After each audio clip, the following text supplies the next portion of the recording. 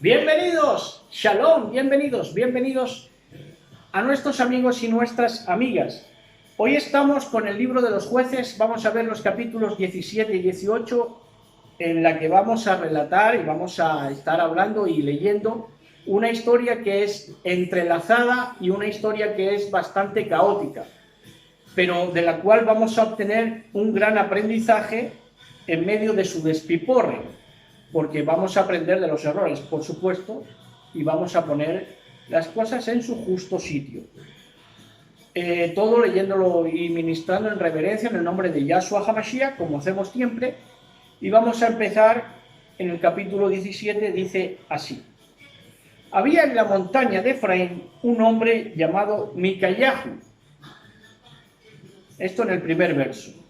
El nombre de este individuo era Micayahu, por tanto portaba el nombre, como se les mandó a las tribus de Israel. Pondrás mi nombre a tus hijos, pondrás mi nombre sobre los hijos de Israel para que yo los bendiga. Y entonces Micayahu todavía tenía el nombre de Yahweh, en su nombre, la abreviatura poética. Pero vamos a ver que a lo largo de la historia se abrevia proféticamente el nombre de Micayahu por Mica o Mica. Y esto pueden verlos en las versiones también al uso. Y la montaña de Efraín, hemos dicho muchas veces ya que es imperialismo, porque monte es imperio y Efraín era, digamos, la precuela, del Sion actual, del sionismo actual. Y entonces era un cristianismo projudaico, lo que hoy conocemos como cristianismo projudaico, pues era ese monte Efraín que quería adorar al imperio y quería imperialismo. Y entonces dijo a su madre, los 1100 ciclos, así empezó la vida de Micayahu. Fíjense el detalle. Dijo a su madre, los mil ciclos de plata que te quitaron y por los que lanzaste una maldición, incluso oí que dijiste la maldición, pone aquí puntos suspensivos, porque la madre maldijo, seguramente diría, maldito el que me lo haya quitado. Y entonces aquí hay unos puntos suspensivos de los que se entiende que la madre dio esa maldición para quien le hubiera robado el dinero. Ahora, no contaba que era el hijo mismo. Dice, esa plata la tengo yo, porque se la robó, se la hurtó Micayahu. Dice, yo la robé. Su madre respondió, que mi hijo sea bendito de Yahweh. En lugar de darle una represalia o una reprimenda o una corrección al menos dialéctica, pues lo que le dice es, mi hijo sea bendito de Yahweh, por lo cual vemos que Micayahu era un mimadiño, un niño mimado que, pues, la mayoría de las ocasiones, mimar en exceso a los hijos, pues es garantía para tener a un bigardo en el futuro. Y entonces sigue diciendo, y él le devolvió los 1100 ciclos de plata. Y su madre dijo, yo había consagrado solemne y espontáneamente por mi hijo esta plata a Yahweh. Para hacer con ella, fíjense ustedes, consagran la plata a Yahweh. Es que no tiene desperdicio la historia porque digo que es un auténtico despiporre. Dice, esta plata se me ocurrió espontáneamente por mi hijo consagrarla para Yahweh. Para hacer con ella, ¿para qué? Para hacer con ella una imagen y un ídolo de fundición, no se lo pierdan. Pero ahora te la devuelvo. Así que este era el voto que hizo la madre. La madre que consentía al hijo, la madre que era una necia y el hijo más necio, vamos a verlo. Y entonces el voto que le hace a Yahweh nada menos que es una imagen de fundición, saben ustedes, ya saben la trayectoria por hacer imagen de fundición, el becerro de oro. Esto fue ya posterior, por supuesto, y no habían aprendido del error, haciendo imágenes e ídolos de fundición. ¿Qué ídolo de fundición? Ahora vamos a hablar luego, dentro de muy pocos versos, lo que implica la imagen, el ídolo de fundición. Dice, pero ahora te la devuelvo. Pero él devolvió la plata a su madre. Su madre tomó 200 siclos de plata, que era un porcentaje de los 1100, le quedaron libres de impuestos 800 siclos de plata, de manera que le dio solamente una parte para la imagen de la fundición, que era una tontera, que era idolatría por supuesto, pero que de haber sido de verdad algo consagrado para Yahweh, no tenía que haber sido ese pellizquito. ¿Me explico? Entonces su madre tomó 200 siclos de plata y los entregó al fundidor. Este le hizo una imagen y un ídolo de metal fundido que quedó en la casa de Micayah. Bueno, entonces la imagen y el ídolo de metal fundido conllevan, cuando el Eterno se opone taxativamente a la idolatría, para no hacer imágenes, no hacer ídolos de fundición, connota algo sexual, porque el Eterno quiere quería que su amada Israel fuera tomada solamente por él, porque en el simbolismo de ídolo de fundición está la figura de que el metal debía ser fundido y metido en una, ¿cómo decir? En una talla, en un, digamos, odre, no me viene ahora, un odre de metal, ¿cómo es, hombre? Pues una carcasa de metal, un molde, exactamente, esa era la palabra, un molde. Entonces el ídolo de fundición entraba en un molde hueco, vacío totalmente, lo cual, si notan, es una imagen sexual. Y es que cuando se habla de idolatría y de ídolos y de imágenes, las imágenes toman, porque sabemos que en cada imagen y en cada ídolo detrás hay una potestad diabólica que quiere gobernar el lugar en el que está puesta la imagen, pero es por eso, ¿no? Porque entra en lo hueco. La imagen, el ídolo y el demonio por detrás entra en algo hueco, algo que se queda hueco para él, esperándolo. Es decir, en un contexto sexual, si me permiten el término, se abre de piernas para que el ídolo, el demonio detrás, pues tome ese molde y penetre un ser ya vacío de contenido. Y esto es lo que implica la idolatría, y es, como ven, una imagen sexual. Y esto, pues, como vemos, encierra gran pecado en toda la Biblia y hace que el hombre quede simplemente en algo vacío. Esto que hablábamos antes de la meditación, de que dicen los nuevaeristas que en la meditación se deje la mente en blanco, es una forma en la que esos ídolos, en ese caso no sería ídolo de fundición, pero serían otras potestades malignas que tomarían el molde que es la mente en blanco para introducir perversidades demoníacas y aperturas demoníacas. Bueno, y lo vamos a dejar ahí, pero esto tiene gran implicación. Entonces este hombre, Micá, ya le empiezan a llamar Micá, porque ya digo, no está al nivel de portar el nombre del Eterno, bendito sea. Entonces este hombre, Micá, tenía una casa de Elohim. Una casa de Elohim, le llama el que relata, que sabemos que es un libro que se redactó posteriormente, muchos son textos deuterocanónicos, y que se redactó no en su tiempo, sino a través del tiempo, valga la redundancia.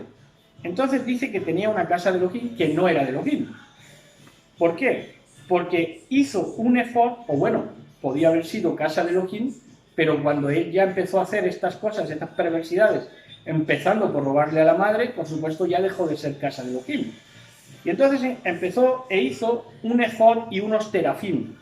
Un efod es un chaleco, el chaleco sacerdotal, y los terafim son como estatuillas de imágenes.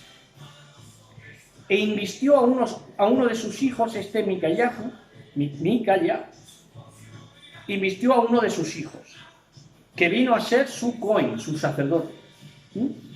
Pero luego vemos que a lo largo de la historia ya se olvida del hijo que ordena como sacerdote, porque surge un mejor postor que es un levita, y ahora ya se va a olvidar del hijo y el hijo ya no entra más en la historia.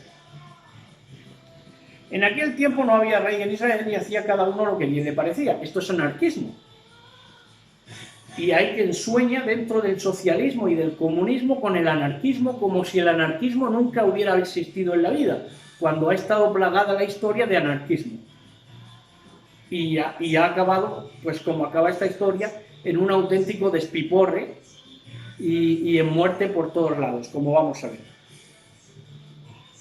Bueno, entonces dice ya en el verso 7, había un joven de Belén de Judá, fíjese qué cuna, Belén de Judá, de la familia de Judá, nada menos, que era levita y residía allí como forastero. Este hombre dejó la ciudad de Belén de Judá para ir a residir donde pudiera. ¿Y dónde va a parar? Al imperialismo. Sale de algo que era profético, que sí era profético, que era Belén de Judá, para establecerse en el imperialismo del monte de Efraín. Haciendo su camino, llegó a la montaña de Efraín, a la casa de Mica. Mica le preguntó, ¿de dónde vienes? Le respondió, soy un levita de Belén de Judá. Vengo de paso para residir donde pueda. ¿Dónde? Donde pueda. Mica le dijo, por lo tanto era un auténtico cagamundos, como digo yo. No vagabundo, sino cagamundos. Mica le dijo, quédate en mi casa y serás para mí un padre y un sacerdote. Ya se olvidó del hijo. Yo te daré 10 siclos de plata al año el vestido y la comida. Por lo tanto, que era un mercenario. Este levita de Belén de Judá era un auténtico mercenario. Y trabajó como mercenario en un culto de apostasía con este Mica. Hicieron una religión.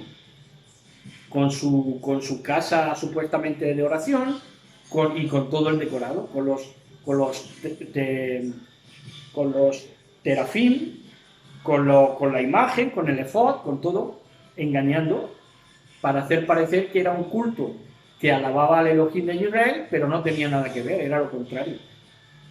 Pero claro, como no había perro que le ladrara, pues si nadie se opone, sigue eso su marcha.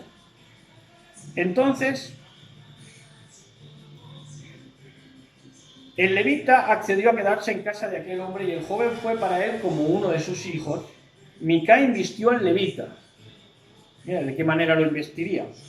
A ver si en vez de investirlo va a ser investirlo. El joven fue su sacerdote y se quedó en casa de Mica. Y dijo Mica, ahora sé que Yahweh, fíjense, es que se ponen a Yahweh en la boca, se ponen al bendito sea, Ahora sé que Yahweh me favorecerá porque tengo a este levita como sacerdote. Era un supersticioso. Hay gente tan supersticiosa que se cree que por seguir a otro, que supuestamente esté bendito, ya él va a tener la bendición. Pero si no se trata de seguir ni poner en tu vida a otros elementos, a otros individuos, a otras funciones. Se trata de lo que haces tú con tu vida día a día y en tu conducta. Entonces, ya entrando en el capítulo 18, dice, por aquel tiempo no había rey en Israel. Por entonces la tribu de Dan buscaba un territorio donde habitar, pues hasta aquel día no le había tocado heredad entre las tribus de Israel. ¿Por qué? Porque Dan era inoportuno. Era una tribu inoportuna que no tenía sentido de la oportunidad para guerrear cuando tenía que guerrear, descansar cuando tenía que descansar, unirse a una causa noble cuando tuvo que unirse, y entonces siempre estaban ahí, digamos, rezagados en lo que era la administración y la ministración de la casa de Israel en medio de las 12 tribus. Entonces dice, los danitas enviaron a 5 hombres de su familia, hombres valientes de Sorá y Estaol, ahora vamos a ver qué es, para recorrer el país y explorarlo. Y le dijeron, id a explorar esa tierra. Llegaron ¿a dónde? A la montaña de Efraín, al imperialismo, cerca de la casa de Mica, y pasaron allí la noche. Entonces Sorá y Estaol, o Zora y Estaol, Zora es tierra baja, y esta ol es retirada, de manera que ellos mismos, en su esencia, estos danitas, eran de tierra baja, a causa de que ellos eran los bajos, y esta ol que es, como hemos dicho, retirada. Se retiraban constantemente cuando el enemigo les atacaba, en verdad, espiritualmente, pues se cedían, se retiraban, por eso es esta ol. Bueno, ¿y dónde va a parar la tierra baja y la retirada? Pues si te vas dejando minar terreno, al final acabas donde no tienes que acabar, y acabas en cultos de apostasía y acabas en el monte del imperialismo sionista, Efraín. Entonces es una historia rica. Y seguimos. Dice, como estaban cerca de la casa de Micá, reconocieron la voz del joven levita, que ya estaba allí ministrando para Micá, y acercándose le preguntaron, ¿quién te ha traído por acá? ¿Qué haces en este lugar? ¿Qué se te ha perdido aquí? Él le respondió, esto y esto ha hecho por mí Micá, me ha tomado a sueldo y soy su cohen, su sacerdote. Entonces le dijeron los danitas, fíjense a todo esto, que el levita de la tribu de Judá, ahora, como vamos a ver, diríamos que está bendecido, porque todas las jugadas le salen bien. Cuando se iba de Cagamundos, lo contratan para ser sacerdote, pero ahora lo van a contratar una tribu entera para que les ministre. De manera que parecía que estaba bendito este levita de Judá. Pero ahora vamos a ver. Dice, le dijeron, consulta pues a Elohim, como si pudiera él darles palabra cuando vivían bajo los terafines, bajo las estatuillas, bajo las imágenes, bajo los ídolos de fundición, como si él tuviera palabra de Yahweh. Y entonces dice, consulta pues a Elohim para que sepamos si el viaje que estamos haciendo tendrá feliz término. ¿Por qué? Porque eran supersticiosos y no estaban convencidos ni siquiera de lo que hacían. ¿Qué buscaban? Una palabra que les regalara el oído, en definitiva. Y claro, a eso no había quien le ganara a este joven profeta, que empezó de Cagamundos y ya era un fenómeno allí, en esa zona.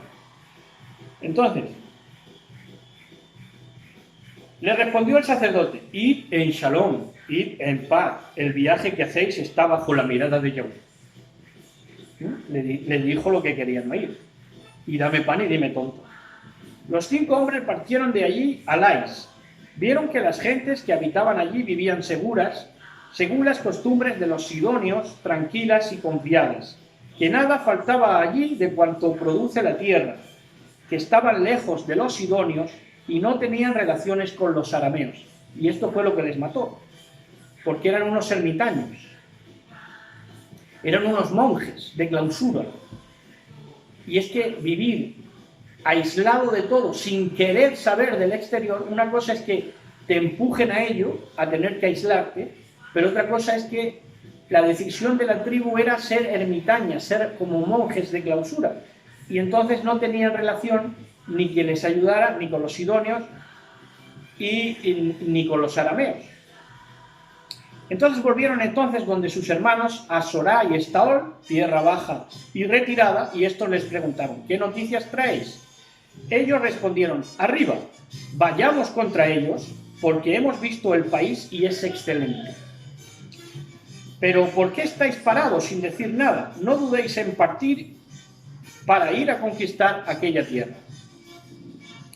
Cuando lleguéis os encontraréis con un pueblo tranquilo, el país es espacioso y Elohim lo ha puesto en nuestras manos en un lugar en el que no falta nada de lo que puede haber sobre la tierra.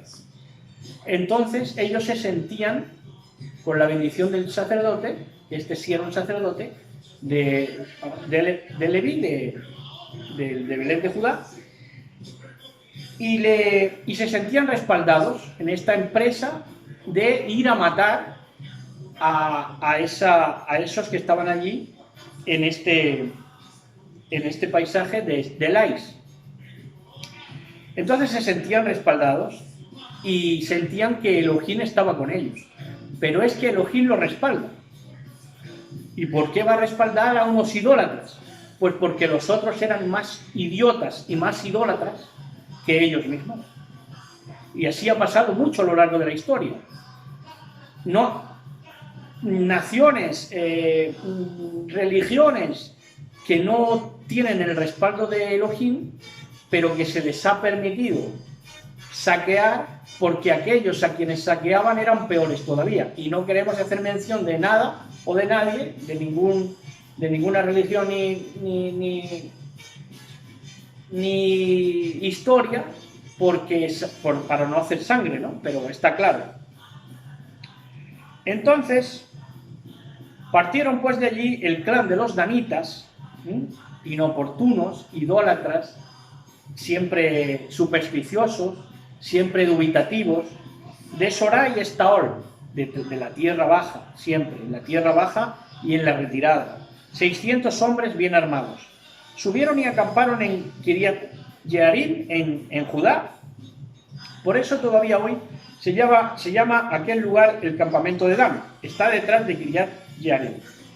De allí pasaron a la montaña de Efraín, al imperialismo, estamos ahí, al imperialismo sionista. Pasaron estos de la duda, de la tierra baja, de la retirada, de las imágenes, del falso sacerdote, de que le regalaran el oído. Todos estos van a parar a ese entramado sionista, que era la montaña de Efraín.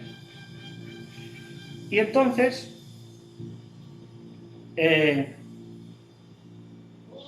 los 5 hombres que habían ido a recorrer la tierra tomaron la palabra y dijeron a sus hermanos: ¿no sabéis que hay aquí en estas casas un efod, unos terafín, una imagen y un ídolo de metal fundido? Considerad pues lo que habéis de hacer. Pero estos espías, estos 5 hombres de la tribu de Dan, no lo decían para que no incurrieran en la idolatría, sino para que salvaran las imágenes y no las destruyeran, porque ellos les otorgaban poder espiritual y de protección a estas imágenes. Por eso lo que querían era que las rescataran, no que se salieran del culto idolátrico, estos 5 espías. Entonces, llegándose allá, entraron en la casa del joven levita, la casa de Micá, y le dieron el saludo de Shalom.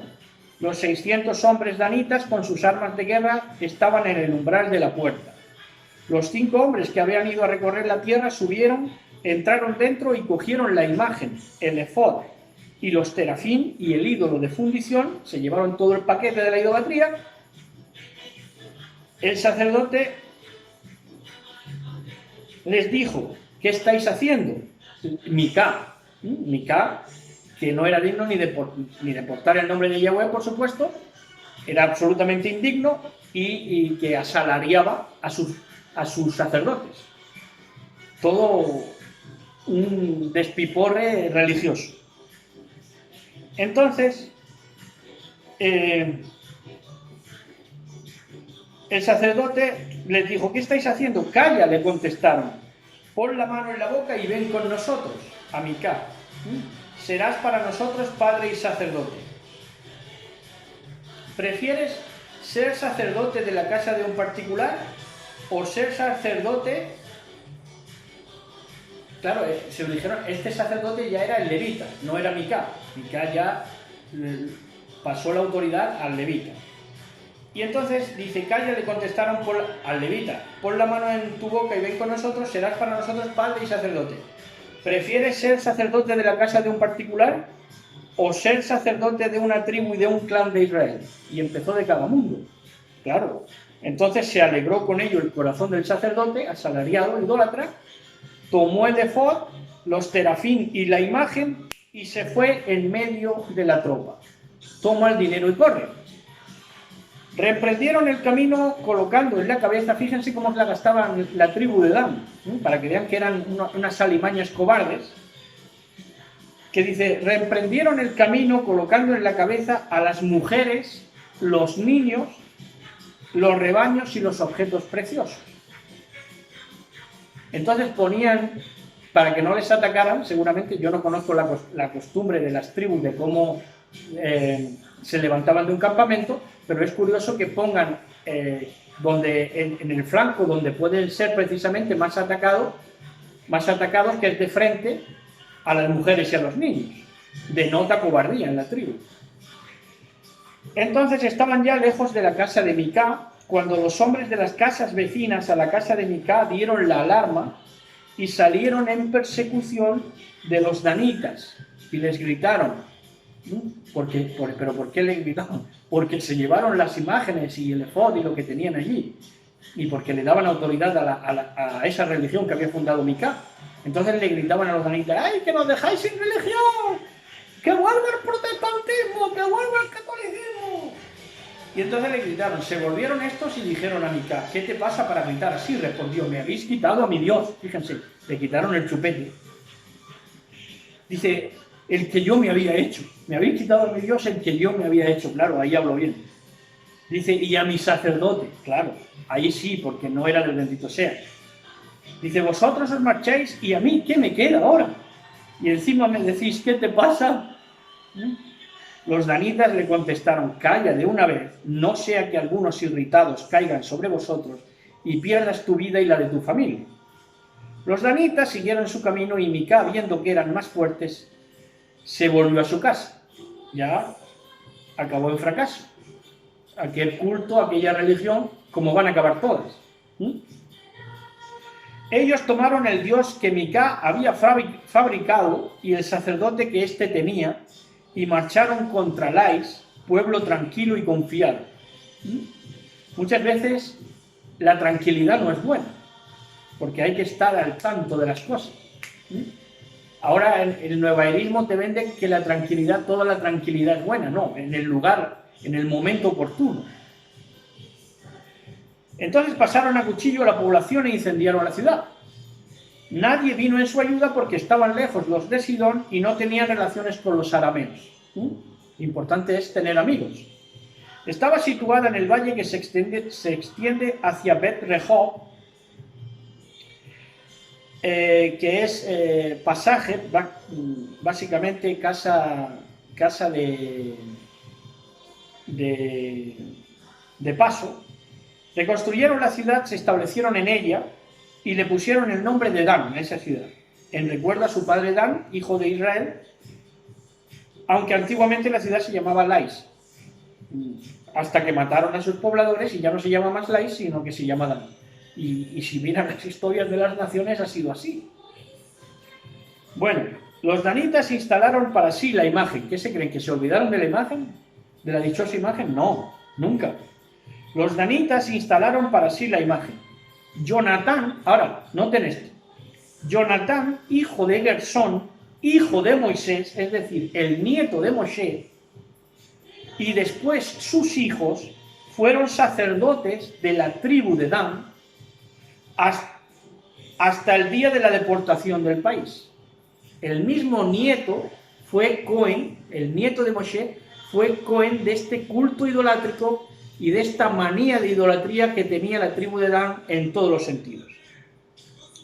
Y así, ya dice el último verso, se instalaron la imagen que había hecho Micá, no le hicieron asco, ni mucho menos, y allí permaneció mientras estuvo en Silo, en el profético Silo, que es el precedente de Jerusalén y que nos habla Silo del enviado, del mismo Mashiach.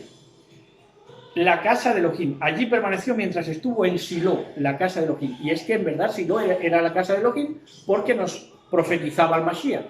Pero fíjense ustedes lo que instalan allí, la imagen hecha por Micá y todo ese culto idolátrico y toda esa religión condenada al fracaso, igual que todas las religiones, que van, por supuesto, pues con la usurpación, con el dinero de por medio, con el ser asalariados y trabajar asalariadamente en todo lo que hacen y disponen y convertir en ídolos, aparte de imágenes y ídolos de fundición, convertir en referentes auténticos cagamundos que no tienen oficio ni beneficio en esta tierra, en este mundo, y que no saben hacer otra cosa y que se la buscan de ensanchar la boca anchas, y predicar cualquier cosa que el pueblo quiera oír.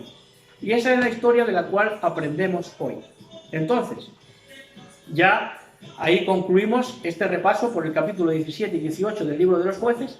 Recordarles que en Shabbat, en la noche de Shabbat, estamos con el apasionante tema de Apocalipsis desatado, capítulo 21, Y el domingo, el sábado en la mañana estaremos con el Salmo 120, si Elohim lo permite, y el domingo queremos hacer un anuncio especial en este canal de Breve Historia de los Contumaces, la novela que ya nos han publicado, la novela corta que nos han publicado ya. Y bueno, pues este es el plan para el finde y este ha sido el plan para hoy. Entonces, quédense en la Gesed, en la gracia del Eterno, por supuesto, disfrutando de la Shalom y pues estén todos bien y cuídense mucho. Shalom a todos, besos y abrazos para todos y todas.